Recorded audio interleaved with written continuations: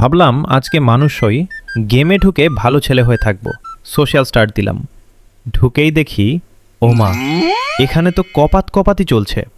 দুজন এমনভাবে প্রেম করছে মনে হচ্ছে গেম না, সরাসরি নাটক লাইভ টেলিকাস্ট চলছে। হঠাৎ একটা ছেলে এন্ট্রি নিল। এসেই দেখে তার এক্স অন্য এক ছেলের সাথে ইটিস পিটিস করছে। বেচারার মুখ দেখলে মনে হয় ওয়াইফাই ডিসকানেক্ট হয়ে গেছে। কিছু না বলে কষ্ট নিয়ে চলে গেল।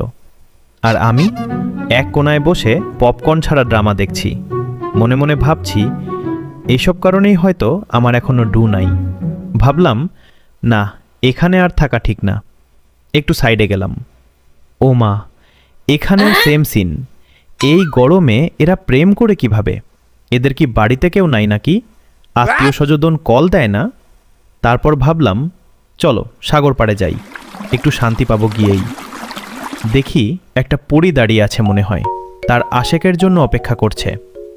আমি একটু স্টাইল মেরে সামনে গেলাম। সে আমাকে দেখেই ঢুস করে পানিতে ঝাঁপ। আমি দাঁড়িয়ে ভাবছি এই জীবনে আর হলো না ভাই।